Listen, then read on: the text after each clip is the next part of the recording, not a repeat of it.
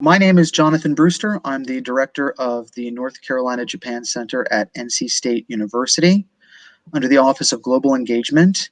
And I have a really great interview.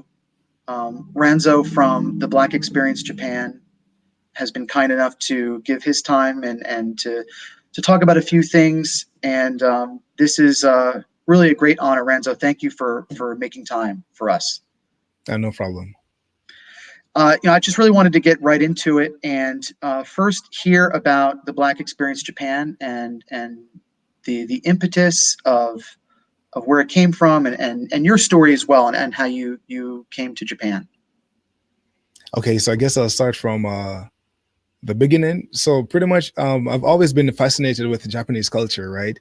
And I know this is cliche, right? But my introduction was through Japanese animation. That was what piqued my interest. So hey, look, that was it. A lot of people, they say everyone says anime or this or that. That was my story. And I studied Japanese for a little bit, like a year, but it took maybe over a decade before I actually made the transition to Japan. So I was Okay. living in Canada at the time, right? And my wife, before that, I had this conversation with a manager. I was working part-time at this university, had a conversation with a manager just by chance.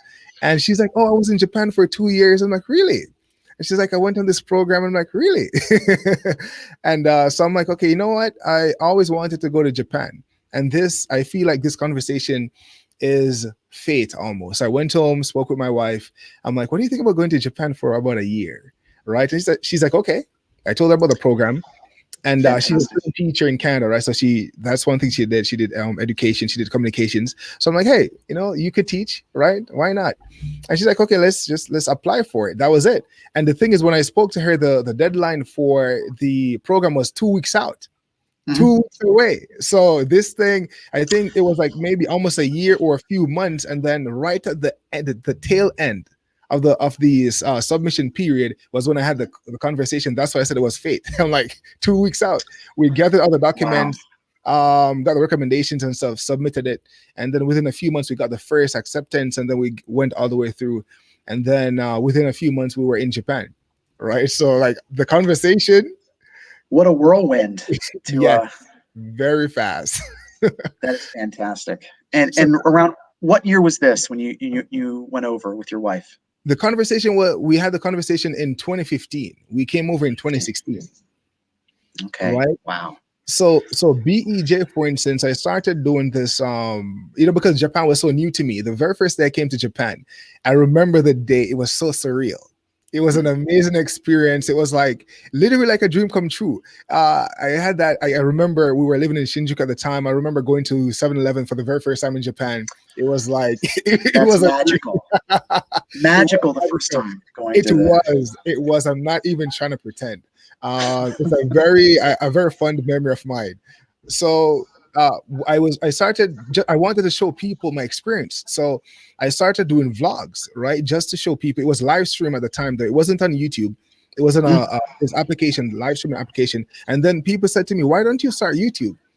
I never really thought about starting YouTube, but so I decided to do it.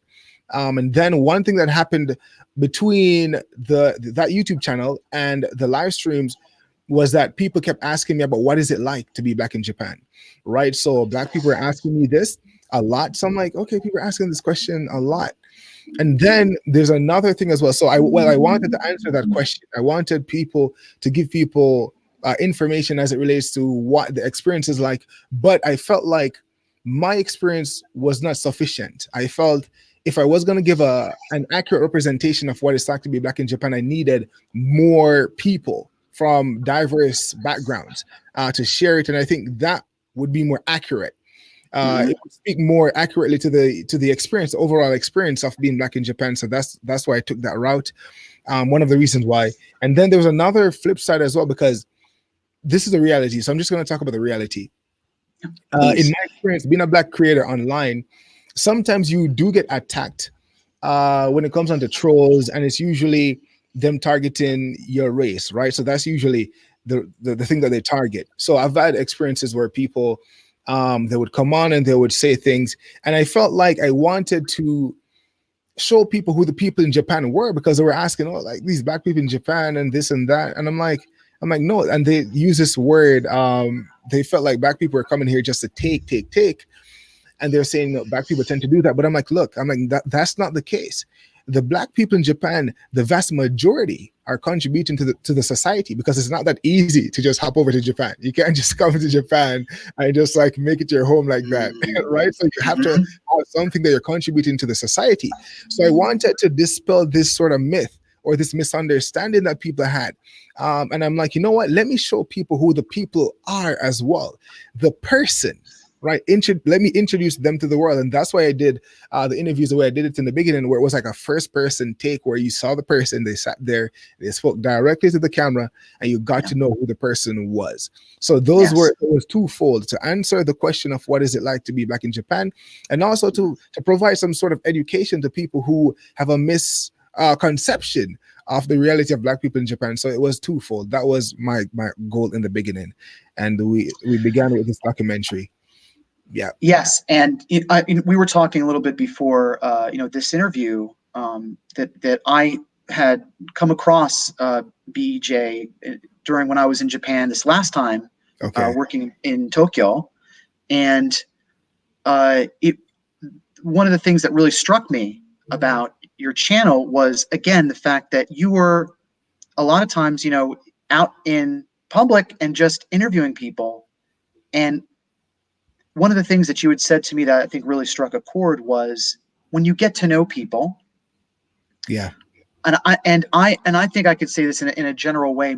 I want to believe in humanity, that when anyone meets someone else and spends time with them and listens to their story and they listen to yours, that that builds a bridge. Hmm. I've seen it happen. I'm sure that, I don't want to speak for you, but that interaction is very important Indeed. in, It's coming together.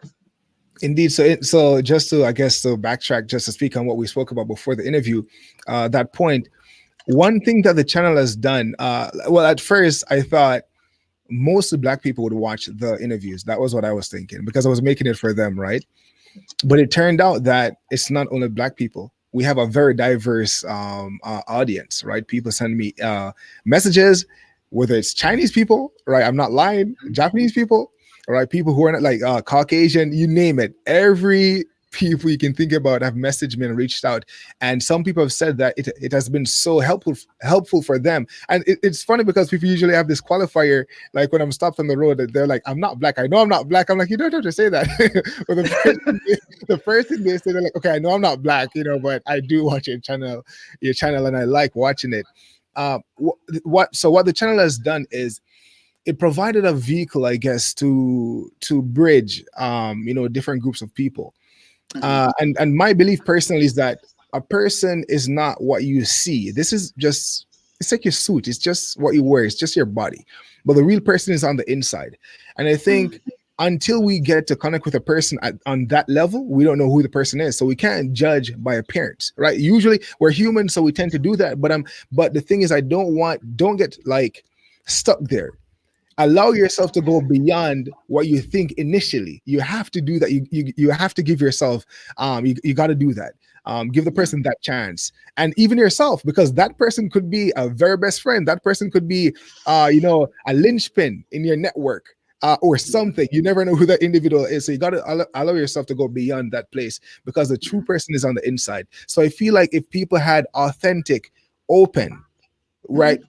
conversations, it's important that the conversation is authentic and Yeah. open.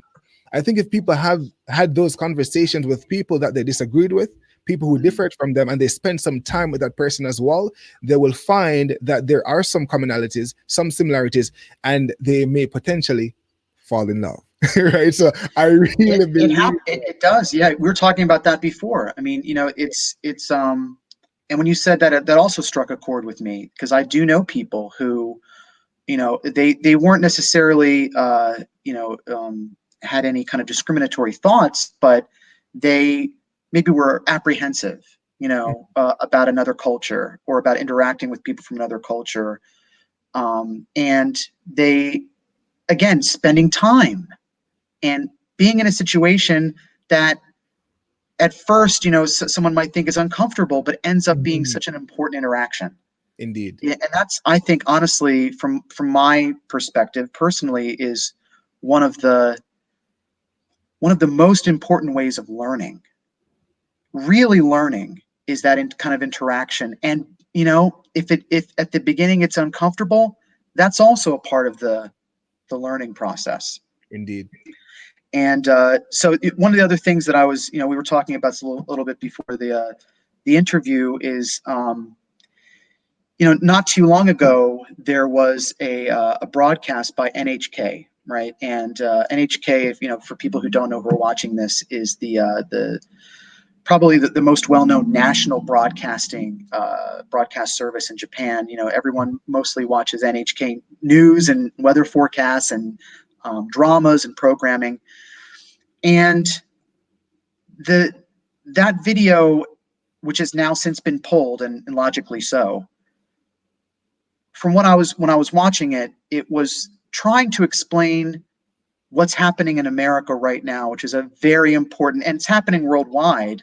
Mhm. But there's a focus on America of this very important conversation about racial injustice, and this explanation in this video right off the bat. And even looking through, from a perspective as a white man, even when I was looking at it, it was very apparent that this is a very offensive depiction of what's going on. But I really wanted to hear your thoughts on that video, Mhm. specifically, because this is very, this happened just a little while ago. Yeah. So when the video actually dropped, people were sending it to me. They're like, "Have you seen this?" Right. Yeah. So right off the bat, the general, it's almost like it was a unanimous, I guess, opinion. People, whether black, white, you name it, people were like appalled by the video.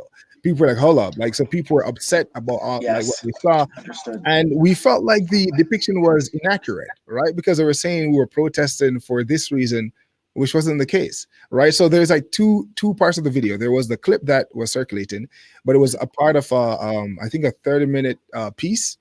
But what we saw on Twitter was only like a snippet of what the Hmm. video was. But the response to it was that it was insensitive, and I guess it plays into this general mindset of, not general, but the mindset that some people have, or the take that Japanese people sometimes, well, Japanese people actually, at least, let me just say from Japanese people, they would say that they don't really know about like racial matters. They would say that they don't really know like like just all the details, all the things that are right and the things that are wrong. So usually when they do things sometimes, it's not with any sort of like malicious intent behind it.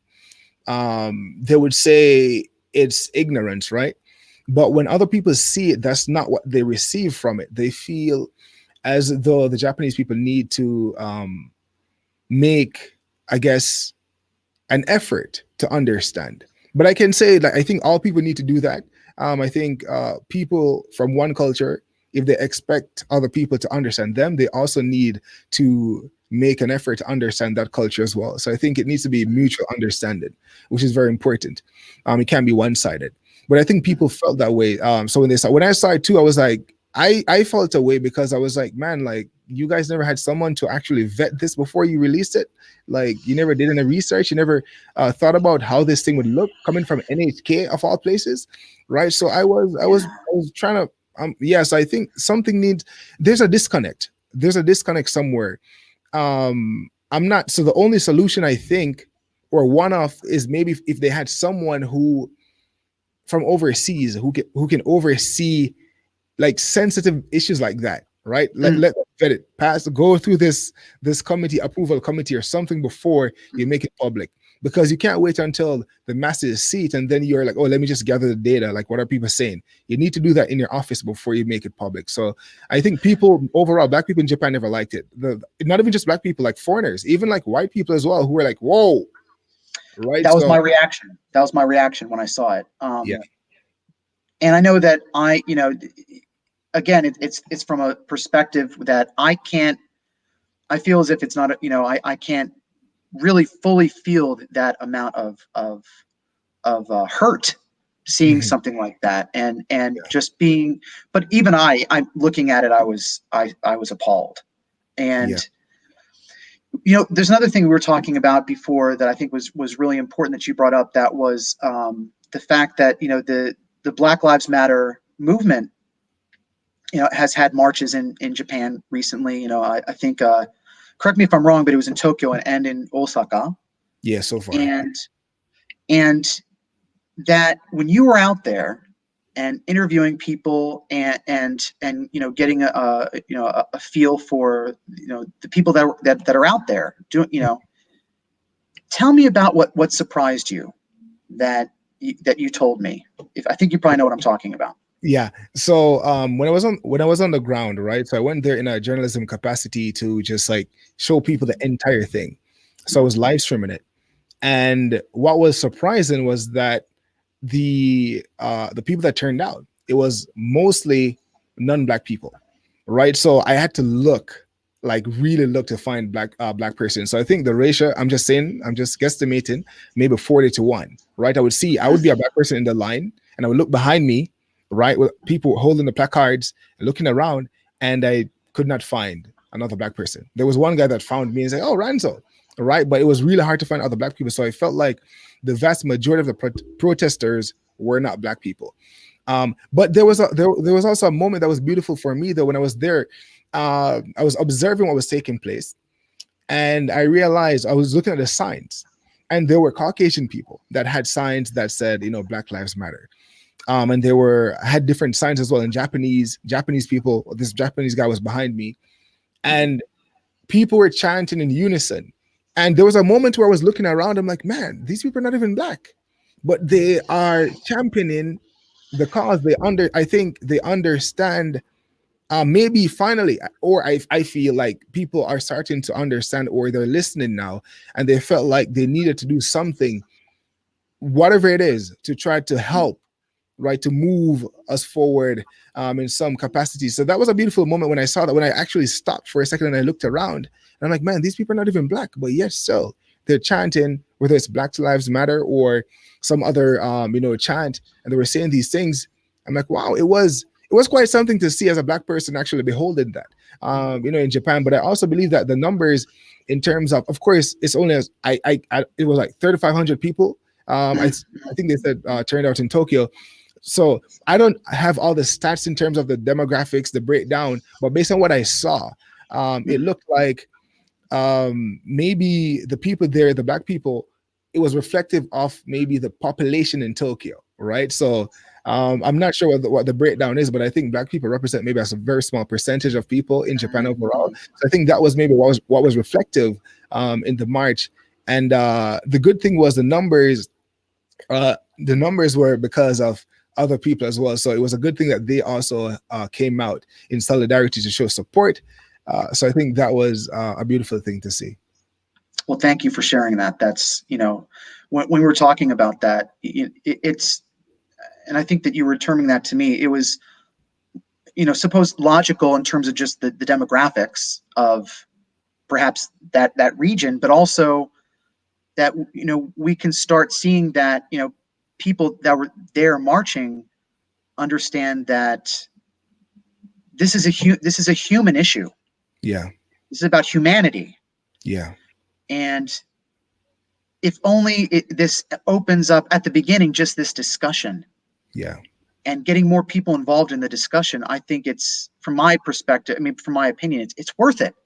yes. And so that's fantastic. Thank you for sharing that. Um, and you had mentioned that you'd spent time in Canada. May I ask where you were before you were in Canada? Because I'm actually Jamaican, so Okay. I grew up in Jamaica, right, and then I immigrated to Canada. Okay. In your experience, Mhm. and being from and being raised in Jamaica, and then and going to Canada, and then and now being in Japan, what do you feel as if that there are, and I know that that's those are quite very different locales and different cultures and backgrounds of those places. But what do you feel are the main differences and similarities in Mhm. terms of, you know, being a person of color? Let's say a person of color who was not born and raised in Japan, Mhm. because I think that's probably, you know, that's a separate issue unto itself to a certain degree. Mhm. But what are the main differences and similarities, if you would just comment on that? So my personal experience. Sure, sure. Okay. So for me, okay, I guess this might be interesting. So in Jamaica, right? Jamaica suffers more from classism, right? Not necessarily racism in the sense that it's understood in, for instance, America and other countries. There's also, of course, the issue of colorism in Jamaica, right? But in Jamaica, the motto is out of many one people. So I would have a friend that looks just like you and is Jamaican, right in my classroom. I would have someone that looks like an Indian person in my classroom. Asian people had friends, Mhm. Japanese, Chinese. That's Jamaica, very multicultural. So you're used to it. You don't even, it's funny, we don't even really think about oh, this person is this person, or we don't even do that. It's so yeah. When I started, but people do talk about color, like in Jamaica, as I said, colorism is a thing as well. But we usually don't talk about racism in the sense that, you know, other countries talk about it. So you just live, right? You just live for the most part. It's either you're contributing to society or you're not, or you're a rich person or you're a poor person, and then people treat you based on that, your class, etc. But when I immigrated to Canada, it was a different experience. I think that was where I started to learn about the difference between races in terms of racism. And I'm like, Mm. wow. I'm like, wow, because I knew of a different way of living. So that took me by surprise. What age were you when you immigrated 18, to Canada? 18. 18. Okay. Yeah. So it's like that thing within itself. I'm just like, wow, it's different. I worked at a few places, and I'm like, I noticed a few things that I never Mm. experienced in Jamaica at all. I'm like, okay, this is a bit different. Mhm. But Canada for the because I've parents, my parents and family in the U.S. as well in New York. So Mhm. I've spent some time there as well. And New York also is a little bit different. It's also different from even Canada. I think Canada is more tempered when it comes on to certain things. Then when I moved to Japan, one thing with Japan is it's very safe. So you feel that. Where I lived in Canada, I felt really safe as well because Canada is also like very clean and safe. So I think Japan has some similarities with Canada. And I believe Mm. the top two safest countries in the world, I think, is it Canada and Japan? Something like that. Don't quote me. I think, I know Japan is in the top two though. I know Japan is in the top Mhm. two. But when I came here in terms of like feeling the back experience in Japan for me, you do feel like an outsider sometimes, right? Sometimes you do feel like an outsider. I think you're reminded of that. You're reminded of that uh, even just by walking around. You don't see anyone that looks like you. Maybe sometimes the way that people might respond to you sometimes. Maybe they don't mean anything by it. I'm not sure, but I've been walking before and someone crossed the street. And as a human, sometimes you feel away when that happens. You have to try to like callous your mind to not Mhm. like care about that, right? So it's Mhm. a process. So most people would feel away if you sat down on the train in a seat and someone got up. Most humans would say, "Okay, is something wrong? Do I smell? What's the problem?" That's just a natural reaction, but we don't really know the reason behind it. But people generally would feel away, right? So there's that. But for the most part, I've met amazing Japanese people, right? People who try to befriend me. Right. Usually when I go into like wherever I'm going, whether it's we go for yakitori or anything, people Mhm. that would come over and they would talk to me. I would make friends. But and safety as well. So you feel really safe. And that's something that in Jamaica you don't really feel too safe. When I was in America, I never felt really safe. Canada, it depends. For the most part, I felt safe in Canada. I guess it depends maybe where I was living. But when you venture to some places, you're like, But I think Mhm. so. Yeah, but at the same time, there seems to be in Japan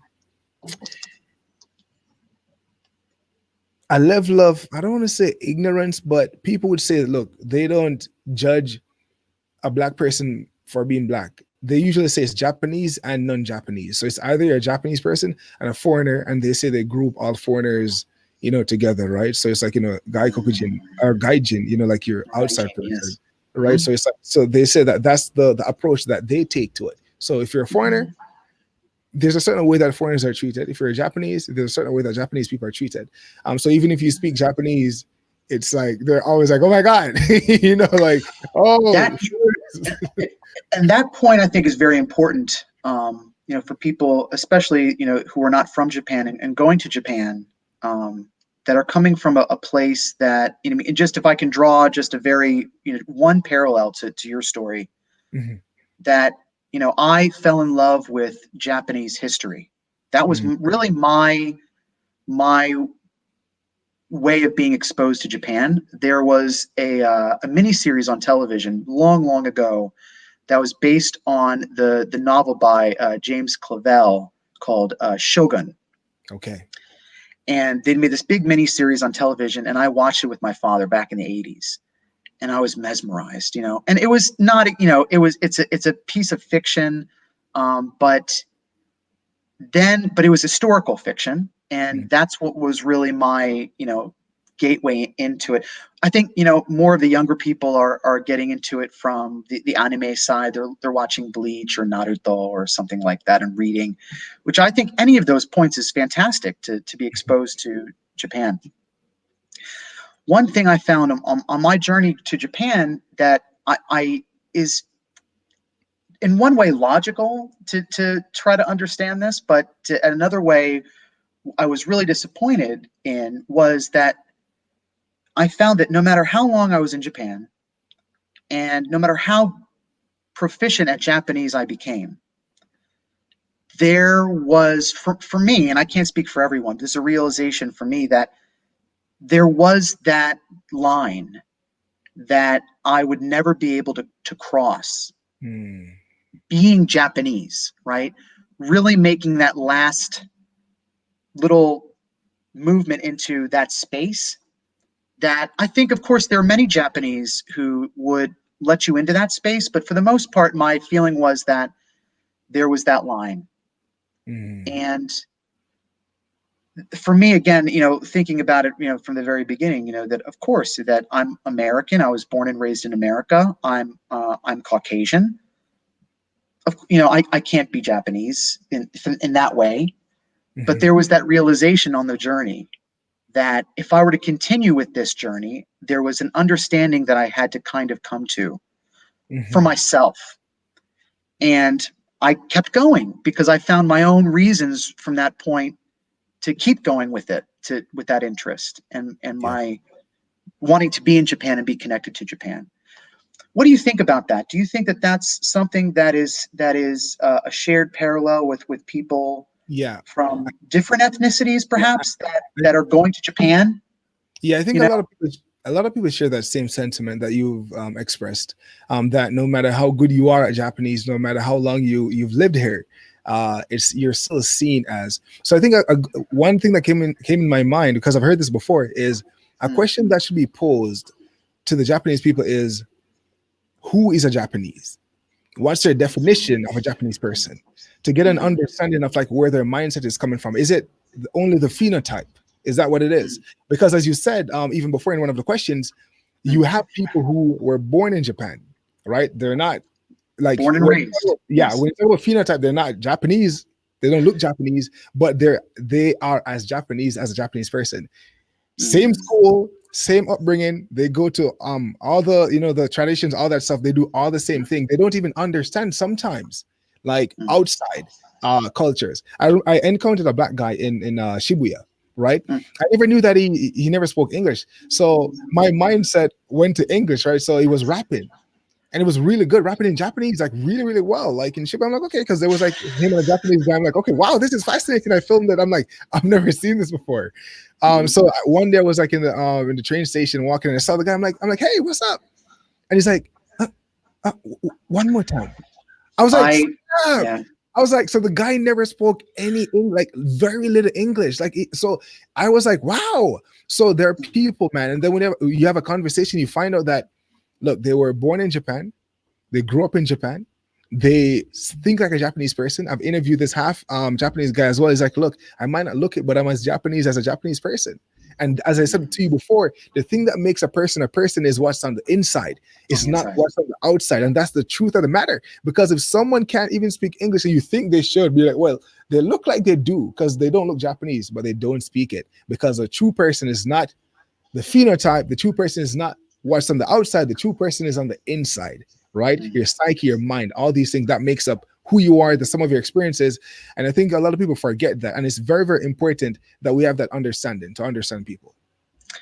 Yeah, and as you said, before we started talking on this this interview specifically, that I have a dear colleague of mine from a previous job when I was in Tokyo, whose family is she was the first of her family, and she and her sisters to be born and raised in Japan, but their family is from Africa, Mhm. and I believe Nigeria specifically.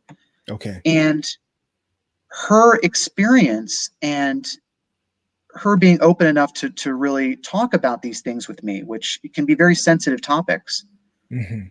really opened my eyes to this to her story and her experience of we would just be having a coffee or something, and she would say something. I don't know how we got on the topic, but she'd say, in my head, and her English is also fantastic, but that was from her interests, right? Her native language is Japanese.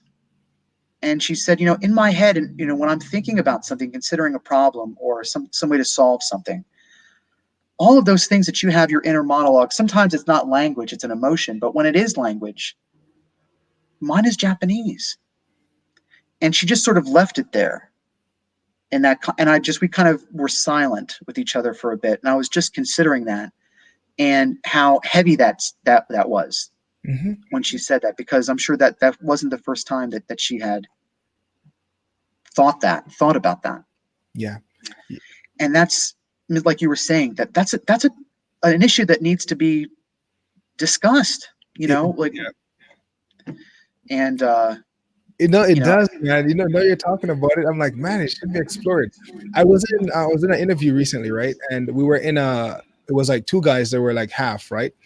Japanese and African. So well, specifically I believe Nigerian or Ghanaian. mhm, So we took a cab. So you hail the taxi. We went mhm, into the taxi. Of course, they don't look Japanese, right? Went into the taxi. The cab driver proceeded to talk in English, mhm, right? But when I go into cab, usually they talk to me in Japanese. So, but anyways, when we went in there, for some reason, the cab driver started talking in English, and then the guys they were born in Japan, they grew up in Japan, and they just started talking to him in just Japanese. rattling off, right? Yeah. Yeah, yeah. And then he switched to Japanese, right? So it's one of those things. But you know what? I gotta say though, I know this. I gotta say this because I've done the same thing, where Yeah, I see a I have person that too. looks Yeah, foreign, and then I start speaking in English, and then they yep. don't know English. So I gotta say, it happens to me as well. All I've right. had that, and I've also seen people who in Japan, who I'm sure would define themselves as Japanese, perhaps in that sense that we think about the whether it really is this or not, the homogeneity of Japan. Like a taxi driver or someone just walking down the street who have made that kind of thing, like again, in a taxi or at Mhm. a restaurant or somewhere, and they didn't really miss a step. I mean, I've seen it. They made the mistake there and they apologized, and then they just went into it. Mhm. And I True. didn't, from my experience, seeing those things that specifically from the Japanese language point of view, Mhm. I was always very impressed with the Japanese person just accepting what may have been offensive in that situation, True. apologizing, and then Mhm. just going into it, True. and Yeah. and introspecting about how when I would make that mistake again, like in a train station or somewhere, and I would talk to someone who I would think, oh, maybe she's Canadian or American, and she can help me when I couldn't speak Japanese that well. And there were a few times that, first of Yes. all, that not necessarily just Japanese, but that they just didn't speak English, Yes. which is another thing where I had to take a step back. Like, why did I make that assumption? You know, um, but there were times where someone had been born and raised in Japan, and that I was so embarrassed and I, Hmm. fumbled over my words and things like that. When, and it, in comparison to what I would see from um, Japanese people, that in those conversations that they just would apologize and get right into it. Yeah.